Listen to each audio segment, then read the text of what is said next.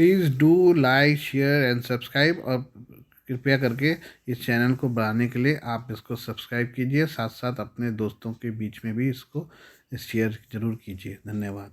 Good afternoon friends, आज की कुछ खबरें इस प्रकार से हैं। अमेरिका में अमृतपाल मामले को लेकर भड़के खालिस्तान समर्थकों ने वाशिंगटन डीसी के भारतीय दूतावास के बाहर प्रदर्शन किया।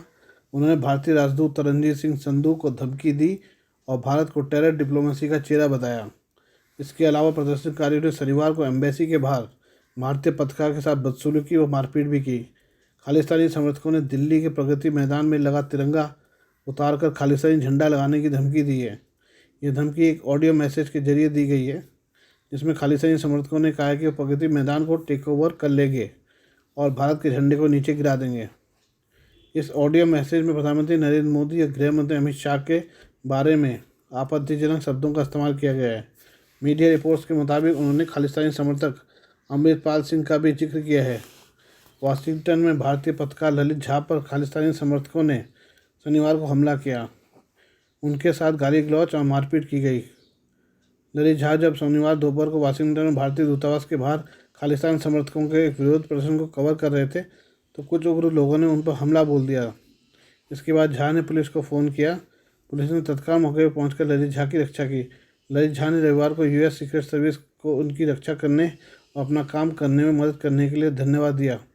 इस घटना के बारे में रविवार को ट्वीट करके जानकारी देते हुए ललित झा ने कहा कि खालिस्तानी समर्थकों ने उनके बाएं कान पर 2 डंडे मारे। उन्होंने अपने ट्विटर हैंडल पर खालिस्तानी समर्थकों का एक वीडियो भी शेयर किया है। झा ने कहा कि अगर सीक्रेट सर्विस ने मौके पर उनकी सुरक्षा नहीं की होती तो अस्पताल में सब लिख रहे होते। वाशिंगटन डीसी में भारतीय दूतावास ने हमले की निंदा की है। भारतीय दूतावास ने बयान में कहा है कि हमने वाशिंगटन डीसी में तथाकथित खालिस्तान विरोध को कवर करने के दौरान प्रेस ट्रस्ट ऑफ इंडिया के वरिष्ठ भारतीय पत्रकार के साथ दीवार धमकी और शारीरिक हमले के परेशान करने वाले दृश्य देखे हैं। पत्रकार को पहले मौखिक धमकाया गया, फिर शारीरिक रूप से हमला किया गया और अपनी व्यक्तिगत सुरक्षा और भलाई के लिए उनको डरते हुए कानून प्रवर्तन एजेंसियों को बुलाना पड़ा, जिन्होंने तुरंत प्रतिक्रिया दी। भारतीय दूतावास ने कहा कि हम एक वरिष्ठ पत्रकार पर इस तरह के गंभीर और अनुचित हमले की निंदा करते हैं। इस तरह की गतिविधियाँ तथाकथित खालिस्तान प्रदर्शनकारी और उनके समर्थकों की हिंसा को असामाजिक प्रवृत्ति को दर्शाती है, जो लगातार हिंसा और बर्बरता में लिप्त रहते हैं। ललित झा ने बताया कि प्रदर्शनकारियों में सभी उम्र के पगड़ीधारी सिख पुरुष शामिल थे, जिन्होंने खालिस्तान समर्थक नारे लगाए।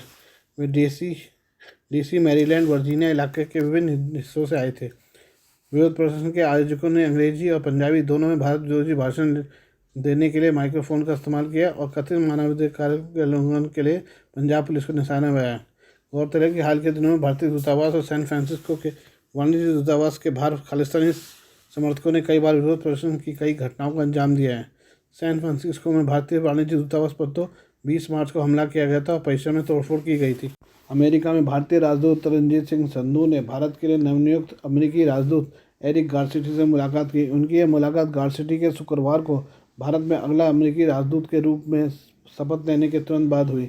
भारतीय राजदूत संधू ने बैठक के बाद ट्वीट किया, एरिक गारसिटी को भारत में अमेरिकी राजदूत के रूप में शपथ लेने पर बधाई।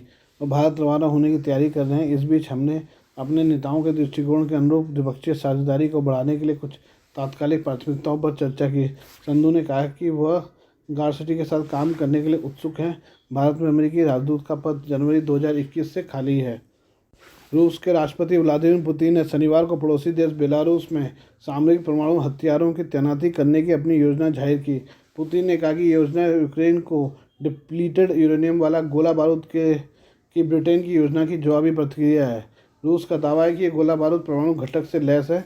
पुतिन ने रूस के सरकारी टेलीविजन के साथ एक साक्षात्कार में कहा कि बेलारूस के राष्ट्रपति अलेक्जेंडर लुकाशेंको काफ़ी समय से इन हथियारों की मांग कर रहे हैं।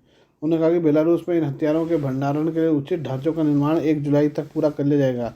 रूस ने यूक्रेन में सेना भेजने के लिए बेलारूस के क्षेत्र को एक मंच के रूप में इस्तेमाल किया है। कीव पर आक्रमण के बीच मॉस्को और मिन्स्क ने करीबी सैन्य संबंध बरकरार रखे हैं। ये हम जो है भोजपुरी एक्ट्रेस की आत्महत्या के बारे में कुछ बात करें। सारनाथ थाना क्षेत्र के बुद्धा सिटी कॉलोनी स्थित होटल सुमेंद्र रेजिडेंसी में भोजपुरी अभिनेत्री आकांक्षा दुबे ने फांसी लगाकर आत्महत्या कर ली है। एक्ट्रेस मूल रूप से भदोही जिले के चौरी थाना क्षेत्र के परसीपुर की रहने वाली थी।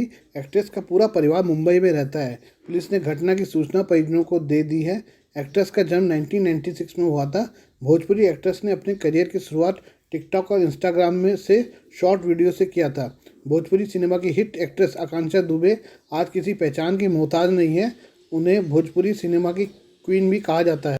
अपने करियर में आकांक्षा ने कई हिट फिल्में दी हैं और लगभग सभी भोजपुरी सुपरस्टार संग स्क्रीन शेयर कर चुकी हैं। वह इंडस्ट्री की ग्लैमरस एक्ट्रेस में भी शुमार हैं। एक्ट्रेस की मौत की खबर उनके फैंस के लिए दिल तोड़ने वाली है। भारतीय अंतरिक्ष अनुसंधान संगठन इसरो के साथ मिलकर लो अर्थ ऑर्बिट सैटेलाइट संचार कंपनी वन वेव रविवार को 36 सैटेलाइटों को सफलतापूर्वक लॉन्च कर दिया है। यह अपने आप में एक रिकॉर्ड है। इसरो ने शनिवार को बताया कि वन वेव इंडिया 2 मिशन के जरिए 36 सैटेलाइटों के लॉन्च के लिए उल्टी गिनती शुरू हो गई है। इन सैटेलाइटों को 26 मार्च की सुबह 9 बजे आंध्र प्रदेश के श्रीहरिकोटा में सतीश धवन अंतरिक्ष केंद्र से लॉन्च किया गया। गौरतलब है कि कुल 643 टन वजनी और 43.5 मीटर लंबा यह प्रक्षेपण यान इसरो का सबसे भारी प्रक्षेपण यान है, जो अब तक 5 सफल उड़ानें पूरी कर चुका है, जिसमें चंद्रयान 2 मिशन भी शामिल है। ये 36 उपग्रह 5,805 टन वजन के हैं। इसरो ने बताया कि मौजूदा mission LVM-3M3 new space India limited का दूसरा समर्पित वाणिज्यिक उपग्रह मिशन है, जिसे उसके ग्राहक British company Messrs network access associates limited के लिए चलाया जा रहा है। LVM-3 इसरो के सबसे भारी प्रक्षेपण यान GSLV MK3 का नया नाम है, जो सबसे भारी उपग्रहों को निश्चित कक्षा में प्रक्षेपित करने की क्षमता रखता है। वनवेव सैटेलाइट की बात करें तो यह यूके की संचार कंपनी है। इसमें ब्रिटेन की सरकार के साथ भारतीय एंटरप्राइजेज, फ्रांस की यूटेलसेट, जापान की सॉफ्टबैंक, अमेरिका की ह्यूज नेटवर्क्स और दक्षिण कोरिया की हनवा बड़ी साझेदार है। इसका मुख्यालय लंदन में है। इस कंपनी का उद्देश्य दुनिया भर में बेहतर ब्रॉडबैंड सेवा को मुहैया कराना है। वनवेव ने इसरो के साथ एक समझौता किया है, जिसके तहत 36 उपग्रहों को 26 मार्च को पृथ्वी की निचली कक्षा में स्थापित किया गया था। पिछले साल भी इसरो ने कंपनी के 36 सैटेलाइट को स्थापित किया था। कुल 72 सैटेलाइट को लॉन्च करने का करार हुआ है। इसके लिए कुल 1,000 करोड़ रुपये से ज़्यादा की लॉन्च फीस ली जा रही है। यह इसरो के सबसे बड़े ऑर्डर में से एक है। आइए अब हम जो है रूस और यूक्रेन के बीच युद्ध की बात कर लें। रूस और यूक्रेन के बीच युद्ध को शुरू हुए 1 साल से अधिक हो गया है। फिलहाल इसका अंत दिखाई नहीं दे रहा है। इस बीच कई बार रूस की तरफ से परमाणु हमले की चेतावनी भी दी जा चुकी है। अब इसको लेकर रूसी राष्ट्रपति व्लादिमीर पुतिन ने बड़ा कदम उठाया है। ऐलान किया कि अब यूक्रेन से सटे बेलारूस में रूस के परमाणु हथियार तैनात किए जाएंगे। राष्ट्रपति पुतिन ने यूरोप का जिक्र करते हुए कहा कि अमेरिका ने यूरोप में कई जगहों पर अपने परमाणु हथियार रखे हैं। उसकी तुलना में उनका ये कदम परमाणु निरस्त्रीकरण समझौतों का उल्लंघन नहीं होगा। हालांकि उन्होंने ये भी कहा कि इस हथियारों का कंट्रोल रूस बेलारूस के हाथों में नहीं देगा।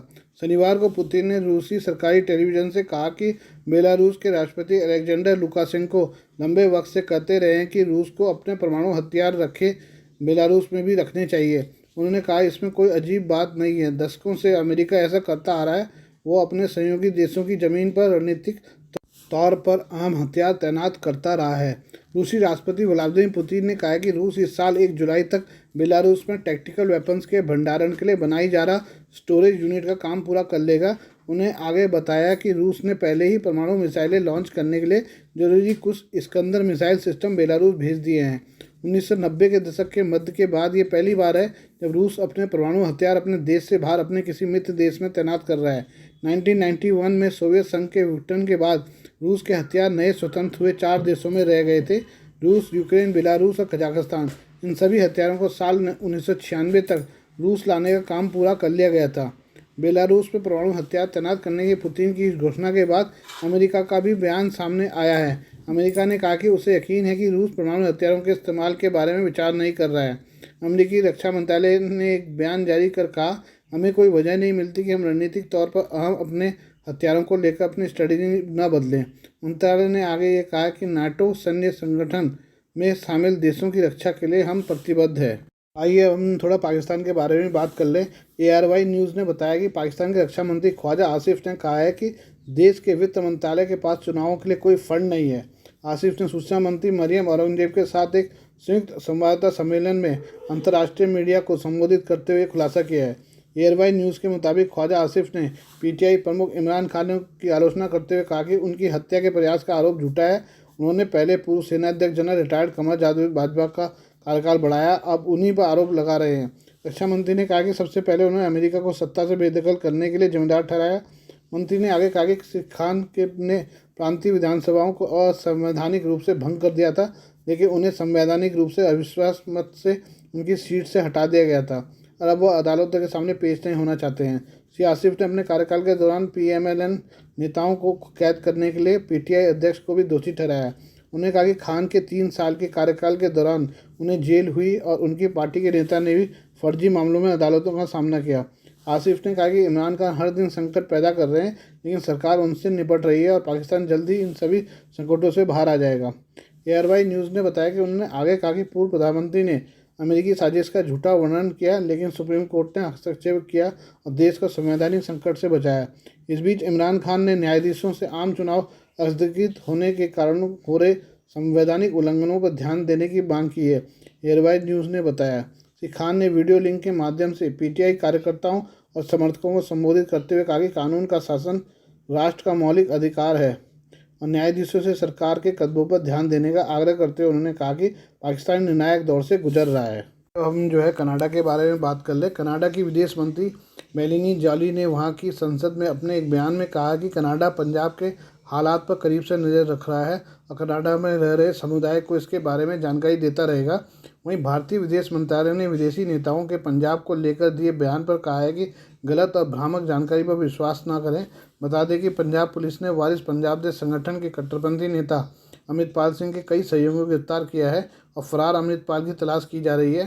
कनाडा की संसद में भारतीय मूल के सांसद इकविंदर एस गहीर के सवाल के जवाब में कनाडा की विदेश मंत्री मेलानी जॉली ने कहा कि हम पंजाब में बदलते हालात के बारे में जानते हैं और हम करीब से इस पूरे मामले पर नज़र रखे हुए हैं। हम उम्मीद करते हैं कि वहाँ जल्दी हालात सामान्य स्थिर हो जाएंगे। जॉली ने कहा कि कनाडा के नागरिक हमेशा सरकार पर भरोसा कर सकते हैं और हम उनकी चिंताओं को दूर करने का प्रयास लगातार करते रहेंगे। सांसद गहीर ने पंजाब में इंटरनेट सेवाओं के बंद होने का भी मुद्दा उठाया और विदेश मंत्री से इसे लेकर सदन को जानकारी देने की मांग की। बीते बुधवार को कनाडा के प्रधानमंत्री जस्टिन ट्रूडो ने सदन को बताया कि हम उम्मीद कर रहे हैं कि जल्द ही पंजाब में हालात सामान्य हो जाएंगे। बता दें कि कनाडा में हाल के समय में हिंदू विरोधी घटनाएं भी बढ़ी हैं। भारतीय दूतावास ने कनाडा की सरकार से शिकायत भी की थी और दोषियों के खिलाफ कड़ी कार्रवाई करने की मांग की थी। आज के लिए बस इतना ही। बाकी मिलते हैं आपसे कल नई खबरों के साथ। धन्यवाद।